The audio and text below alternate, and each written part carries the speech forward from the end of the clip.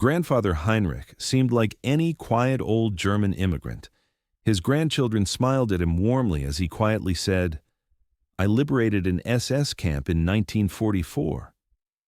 30 seconds later, those kids would learn who their grandfather really was, because some heroes never speak, they just live. Welcome to Hidden Legends. Tell us which city you're watching from and subscribe if you believe that the greatest stories are often the ones never told. Heinrich's revelation will show you why family dinner conversations can change everything you thought you knew.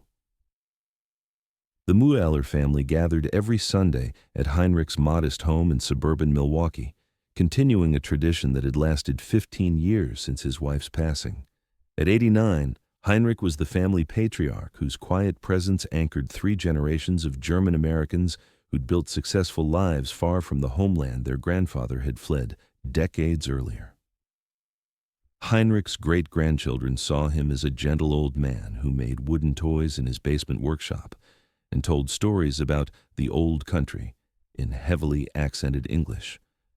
To 12-year-old Emma, he was the grandfather who always had peppermints in his pocket and never raised his voice.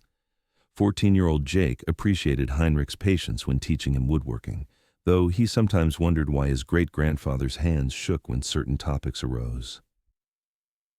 The family had gathered this particular Sunday to work on a school project that Emma needed to complete about World War II. Her assignment required interviewing someone who'd lived through the war years, and Heinrich was the obvious choice as the family's eldest member who'd been an adult during the 1940s. Emma's parents, Michael and Sarah Mueller, encouraged the interview while privately hoping Heinrich would share appropriate stories for a middle school report. They knew their grandfather had emigrated from Germany in 1951, but family discussions about his wartime experiences had always been vague and quickly redirected to safer topics. The interview began innocently enough, with Emma asking prepared questions about life in Germany before the war. Heinrich described his childhood in a small Bavarian village, his father's blacksmith shop, and the gradual changes that transformed their peaceful community during the 1930s. His answers were careful and measured, touching on rationing, blackouts, and the general hardships of wartime without delving into specifics. Jake joined the conversation when Emma asked about Heinrich's military service, assuming their great-grandfather had been drafted into the German army like most young men of his generation. "Opa, what was it like being a German soldier during the war?" Jake asked with the casual curiosity of youth discussing distant history. Heinrich's pause before answering stretched long enough to draw attention from every family member present. His weathered hands, steady despite his age, began to tremble slightly as he considered how much truth his family could handle. "I was not exactly a typical German soldier," he said finally, his accent thickening with emotion. Michael leaned forward with growing interest. In all his years of knowing his grandfather, he'd never heard specific details about Heinrich's wartime service. "What do you mean, not typical?" Sarah added her own curiosity, setting down her coffee cup to focus entirely on the conversation. Heinrich looked around the room at faces he loved more than his own life, knowing that his next words would forever change how they saw him. "I was in the Widerstand," he said quietly, using the German word that his family didn't recognize. "What you would call the resistance."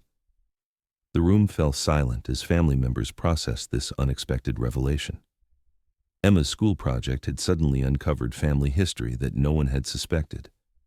Jake stopped fidgeting with his phone, sensing that something significant was happening even if he didn't fully understand the implications. "Resistance?" Michael asked, his voice carrying a mixture of surprise and growing respect. "You mean you fought against the Nazis?" Heinrich nodded slowly, decades of suppressed memories beginning to surface as he prepared to share secrets he'd kept buried for 70 years.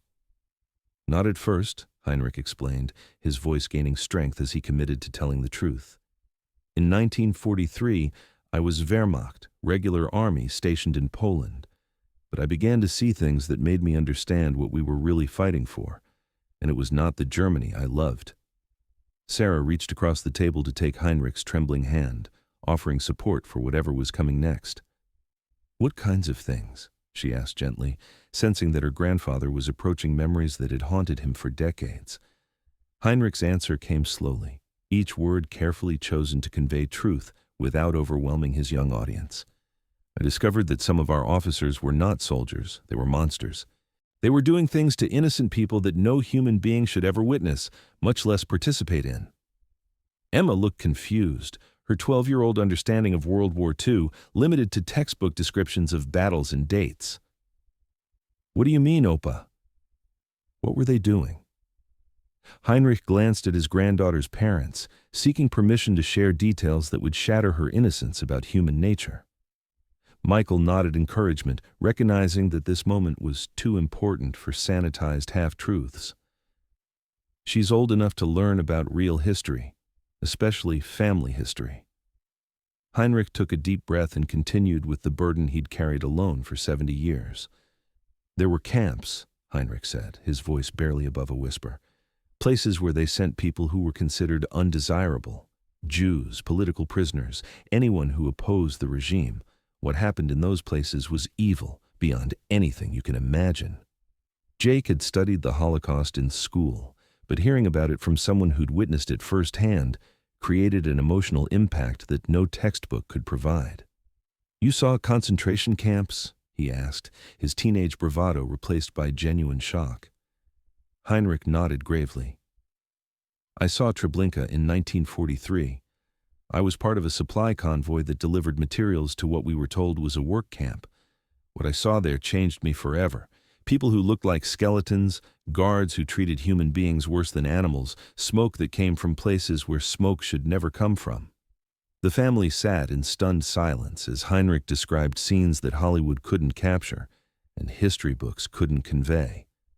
His first-hand account carried an authenticity that made the historical abstract suddenly immediate and personal. "That night, I made a decision that would define the rest of my life," Heinrich continued, his voice growing stronger with each word. "I could not be part of an army that enabled such atrocities. I began looking for ways to fight against the system from within." Sarah asked the question that was weighing on everyone's mind. How does someone resist from inside the German army during World War II? Heinrich's answer revealed a courage that none of his family had suspected. "You find others who feel the same way."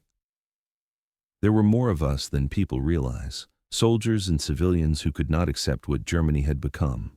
We formed networks, passed information to the Allies, helped people escape when we could. Michael struggled to reconcile this revelation with the quiet grandfather he'd known his entire life. "That sounds incredibly dangerous. What would have happened if you'd been caught?"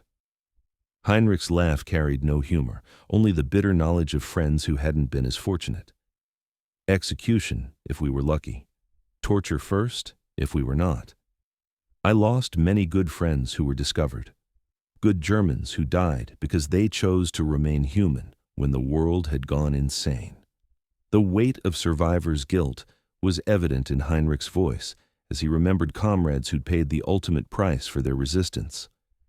Emma asked the question that would reveal the full scope of her great-grandfather's wartime heroism. "Did you ever actually help anyone escape?" Heinrich's answer would transform their understanding of the quiet old man they thought they knew. On April 15, 1944, our resistance cell received intelligence about a transport train carrying prisoners to Auschwitz. The train would stop for water at a small station where we had sympathizers among the railway workers. Heinrich's narrative voice changed, becoming more immediate as suppressed memories surfaced. We had perhaps 30 minutes to act. My job was to create a distraction that would allow others to open the cattle cars and guide prisoners into the forest where local partisans could help them reach safer territory.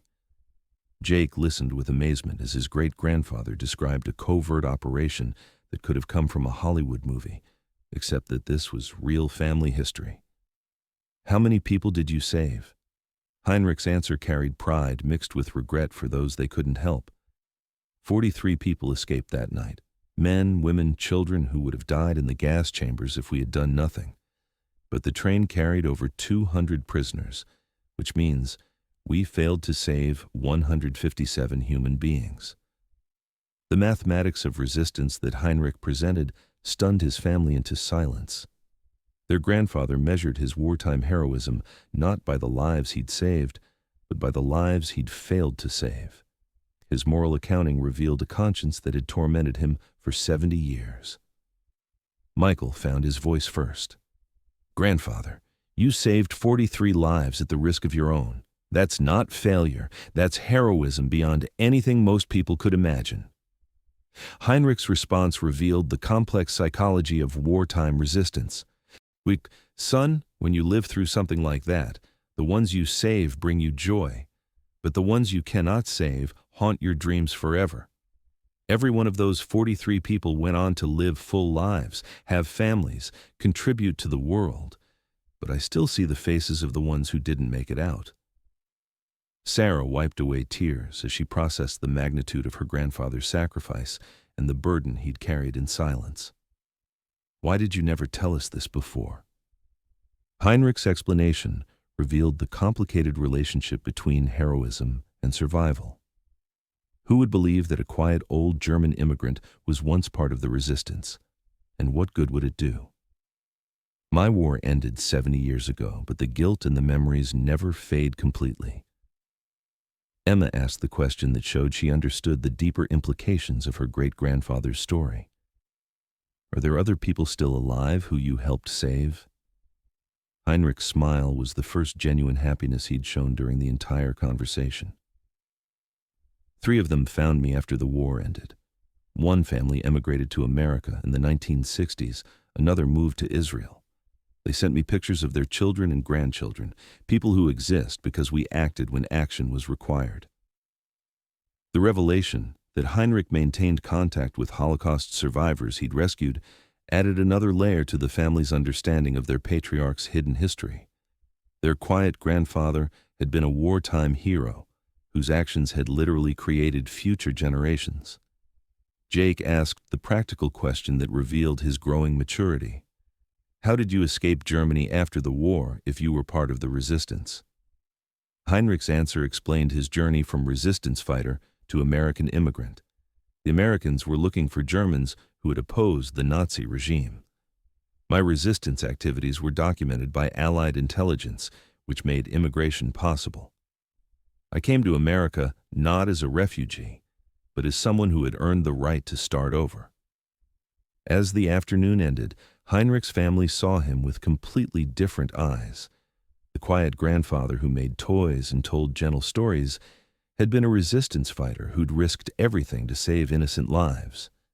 His workshop in the basement, where he'd taught them woodworking, was the same hands that had opened cattle car doors to free Holocaust victims.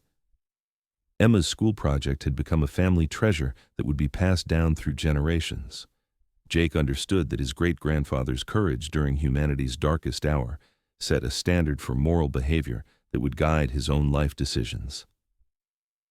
The Sunday dinner tradition continued, but now Heinrich's stories carried weight that transformed casual family time into lessons about courage, sacrifice, and the importance of standing up for what's right, regardless of personal cost.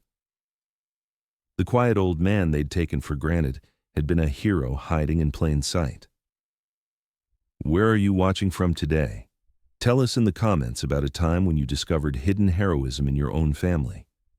Subscribe to Hidden Legends for more stories proving that the greatest heroes often never speak of their courage.